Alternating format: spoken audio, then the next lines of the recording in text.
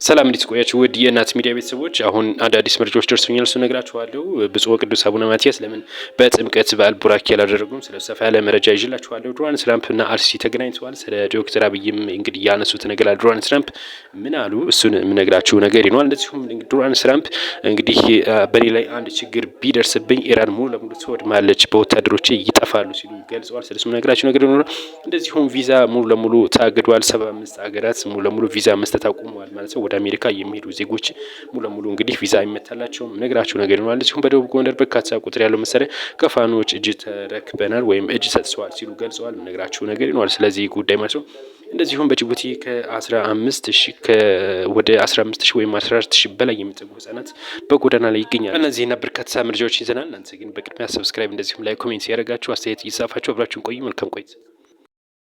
በዘንድሮ የጥምቀት በዓል ላይ ብፁዕ ወቅዱስ አቡነ ማትያስ ተገኝተው ቃለ ቡራኬ ባለማድረጋቸው ብዙዎችም እንግዲህ ቅሬታ ወይም ደግሞ ስጋታቸውን እየገለጹ ነበር። ይህም የሆነበት ምክንያት ላለፉት 10 ዓመታት እና ከዛም በላይ እንግዲህ እሳቸው ከተሾሙ 10 ዓመት ሆኗቸዋል። እናም እንግዲህ አንድ ቀንም ቀርተው አያውቁም። በጥምቀት በዓል ላይ ተገኝተው ቃለ ቡራኬ ያስተላልፋሉ፣ ጸሎትም ያደርጋልና በዘንድሮ ላይ ባለመገኘታቸው ብዙዎች ቅሬታ አቅርበው ነበር። ይህንንም የሆነበት ምክንያት እንግዲህ አባቶች አስረድተዋል። በተለይ እንግዲህ የቤተ ክህነቱ ስራ አስኪያጅ ወይም ደግሞ እንግዲህ በቅርበት ያሉ እንግዲህ ጳጳሳትም መልእክት አስተላልፏል። በዚህ ጉዳይ ጥያቄ ቀርቦላቸው ማለት ነው። በምላሻቸውም እንግዲህ በልደት በዓል አክብረዋል፣ ተገኝተው አክብረዋል። ነገር ግን በታኅሳስ 24 አካባቢ ትንሽ የመውደቅ አደጋ አጋጥሟቸው ነበር። በዛውም በአፋጣኝ ወደ ሕክምና ሄደው አሁን ጥሩ ጤንነት ላይ ናቸው። እንደዚሁም ደግሞ የልደት በዓልም እንደዚሁ ተገኝተው ቃለ ቡራኬ አድርገዋል ነው ያሉት አባቶች። እንደዚሁም አያይዘውም እንግዲህ ሰው ይወልዳል፣ ያድጋል፣ ያረጃል እንደዚሁም ደግሞ እንግዲህ ወደ ድካም ይጓዛል።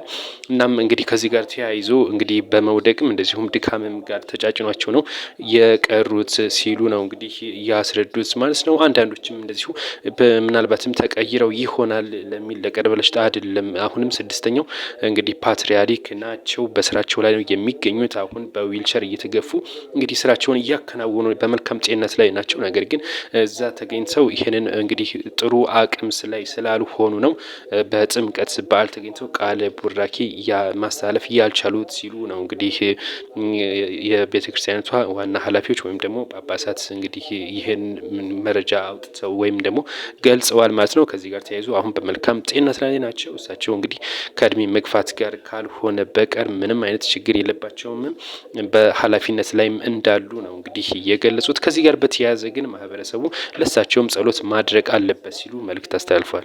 የአሜሪካው ፕሬዚዳንት ዶናልድ ትራምፕና እንደዚሁም ደግሞ የግብፁ ፕሬዚዳንት አብዱልፈታህ አልሲሲ በስዊዘርላንድ ዳቮስ በኢኮኖሚ ፎረም በነበረ ውይይት ላይ ተገናኝተዋል። በዚህም እንግዲህ በርካታ ጉዳዮችን አንስተዋል። ስለ አባይ ግድብ እና እንደዚሁም ደግሞ ስለተለያዩ ስለ ጋዛው ጦርነትን እንግዲህ አንስተዋል። በዚህም እንግዲህ የአሜሪካው ፕሬዚዳንት ዶናልድ ትራምፕ አንተ ጠንካራ መሪ ነህ፣ ነገር ግን የኢትዮጵያው መሪ ጠንካራ እንደሆነ ወሬ ሰምቻለሁ፣ ነገር ግን በአካል አላገኘሁትም ሲሉ ገልጸው እናንተን ሁለታችሁን በአካል ለማገናኘት እሞክራለሁ፣ እየሰራሁ ነው። በዚህም በህዳሴው ግድብ ዙሪያ ድርድር አድርጋችሁ ወደ ስምምነት እንድትመጡ አደርጋለሁ ሲሉ ዶናልድ ትራምፕ ገልጸዋል። የኢትዮጵያ መሪ ጠንካራ እንደሆነ ሰምቻለሁ፣ አንተን አውቃለሁ፣ ጠንካራ ነህ ሲሉ ነው እንግዲህ ዶናልድ ትራምፕ የገለጹት ለአልሲሲው ማለት ነው። ከዚህ ጋር ተያይዞ የግብፁ ፕሬዚዳንትም እንደዚሁ ዶናልድ ትራምፕን አሞካሽተዋል። 1 ዓመት እንግዲህ በስልጣን ዘመኑ በርካታ ነገር ፈጽመዋል። የጋዛውን ጦርነት አስቁሟል።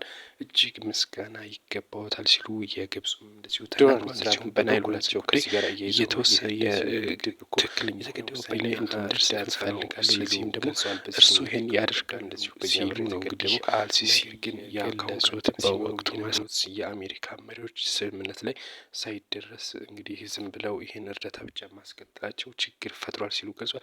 በመጀመሪያ ስልጣን ዘመኔም እንግዲህ ብዙ ነገር ጥሪ ያለው ነገር ግን በምርጫ ከስልጣን በመነሳቴ ነው ድርድር ላይ ሳትደርሱ የቀራችሁት ሲሉ ዶናልድ ትራምፕ ገልጿል። ናይል ወንዝ ትልቅ ወንዝ ነው። ይህም ወንዝ እንግዲህ በስምምነትና በማዕቀፍ መያዝ አለበት፣ እኔም ትኩረት ሰጥቼዋለሁ ሲሉ ዶናልድ ትራምፕ እንግዲህ ስለ ህዳሴው ግድብ ያላቸውን አመለካከት ገልጸዋል። እንደሚታወቀው ኢትዮጵያ መንግስትም በዚህ ጉዳይ ምላሽ ሰጥቶ ነበር። እንደሚታወቀው ባለፈው ማለት ነው በእኛ ወጪ የተገነባው ሲል መግለጹን ተከትሎ የኢትዮጵያ መንግስትም በራሷ ላብ የገነባቸው ግድብ ነው ማለቱ ይታወቃል። እንግዲህ በግድቡ ጉዳይ ማለት ነው። አሁን ግን ዶናልድ ትራምፕ እነዚህ ሁለት መሪዎችን በማገናኘት ወደ ድርድር ወይም ደግሞ ስምምነት እንዲመጡ አድርጋለሁ ሲሉ ዶናልድ ትራምፕ ገልጸዋል። ቪዲዮን ልጋብዛችሁ፣ አብራችሁን ቆዩ። And you have a very strong leader in the president, and I hear you have a strong leader in Ethiopia too. I don't know him as well as I know you, but he's a strong guy. And I'm going to try bringing the two of you together, see if we can make a deal. የአሜሪካው ፕሬዚዳንት ዶናልድ ትራምፕ እኔ ላይ አንድ ችግር ቢፈጠር ኢራንን ሙሉ ለሙሉ ወታደሮች ያነዷታል ማለታቸው ብዙዎችን እያነጋገረ ነው የሚገኘው። ይህንን ሊናገሩ የቻሉበት በዋናነት ደግሞ የኢራን ወታደራዊ አመራሮች አንድ መግለጫ ስተው ነበር። በመግለጫቸውም የኢራን መንፈሳዊ መሪ አሊ ካሚሊን አንድ ችግር ቢፈጠርበት ዓለምን በሙሉ ነው የምናነዳው ማለታቸውን ተከትሎ ነው። ከዚህ ጋር በተገናኘ እንግዲህ ብዙዎችም ሀሳብ እየሰጡበት ነው የሚገኘው ማለት ነው። ዶናልድ ትራምፕም በዛው እንግዲህ ቀጥለው እኔ ላይ ችግር ከተፈጠረ ኢራን ሙሉ ለሙሉ ትጠፋለች ማለታቸው ነው እየተነገረ የሚገኘው። በዚህም እንግዲህ እንደሚታወቀው ከአሁን ቀደም በምርጫ ቅስቀሳ ወቅት ማለት ነው እንግዲህ ተተኩሶባቸው እንደነበር ይገኛል። ያም የተኮሰው ከኢራን እየተላከ እንደሆነ እንግዲህ ዶናልድ ትራምፕ ሲገልጹ ነበረ። እናም አሁን ከደህንነት መስሪያ ቤቱ ከፍተኛ ማስጠንቀቂያ ደርሶኛል፣ ይህንንም እንግዲህ ጥቃት ይፈጽሙኛል ብለን የምናስበው ከኢራን ሊሆን ይችላል ሲል ዶናልድ ትራምፕ ገልጸው፣ ነገር ግን እኔ ላይ ችግር ቢፈጠር ኢራን ሙሉ ለሙሉ ትጠፋለች ሲሉ ተናግሯል።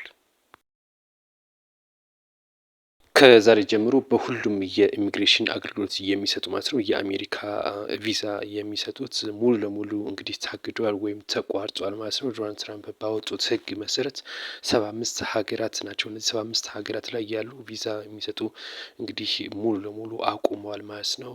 ቀኑ ያው እንግዲህ ጊዜ ገደብ ነበረው፣ ሙሉ ለሙሉ አሁን ተቋርጧል። ቪዛ መምታት አይችሉም።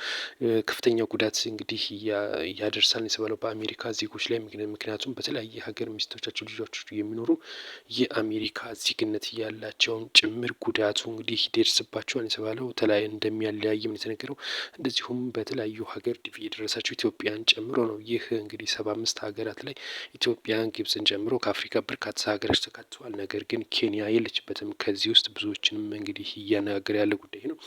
እናም እንግዲህ ብዙዎችን ጉዳት ላይ ጥሏል ይህ የዶናልድ ትራምፕ ውሳኔ።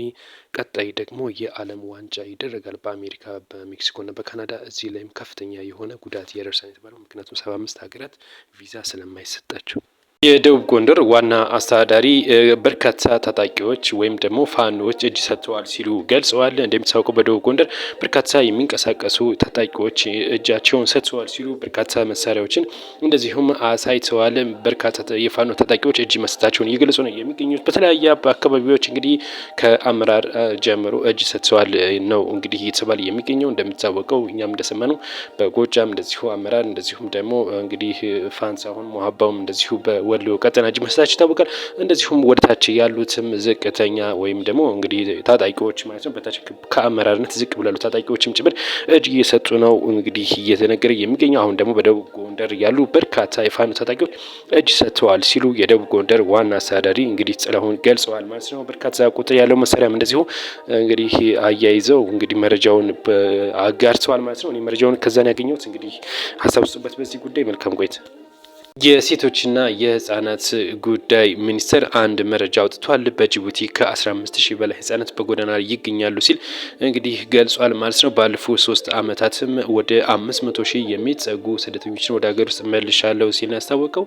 በተያያዘም አሁንም ከ14 ዓመት ጀምሮ እየተሰደዱ ነው ሲል አስታውቋል። እንደሚታወቀው ባለፈም እንደዚሁ ወደ 70 የሚጠጉ በተሳቢ ሲጓዙ በመንገድ ላይ ተገልብጦ ተሳቢ ህይወታቸው ማለፉ ይታወቃል። እንደሚታወስ ማለት ነው እንግዲህ ሳምንታት በፊት ነው በነገራችን ላይ ማለት ነው። እናም አሁንም ከፍተኛ ቁጥር ያለው በምስራቁ ክፍል አሁንም ስደት ላይ እንዳሉ ገልጿል። ለዚህ በዋናነት እንግዲህ በምክንያት የጠቀሱ ማለት ነው በሀገር ውስጥ ያሉ አንዳንድ የሰላም እጦት እንደዚሁም ደግሞ የኑሮ ውድነትና አለመረጋጋቶች በዋናነት ይጠቀሳሉ የሚሉት ናቸው። በርካታ ጥረት ይደረጋል ስደት እንግዲህ እንዳይሄዱ ማለት ነው። ነገር ግን አሁንም ብዙዎች ይሄንን እንደ አማራጭ ወይም ደግሞ እንደ መጨረሻ መፍትሄ ነው ስደትን እየቆጠሩት ያሉት ሲሉ እንግዲህ ሚኒስትሮቹ ገልጸዋል ማለት ነው። አያይዘው መልእክት አስተላልፈዋል። ሰው ጥንቃቄ እንዲያደርግም በህገ ወጥ ደላሎችም እንዳይሸወድም ሲሉ መልእክት አስተላልፈዋል።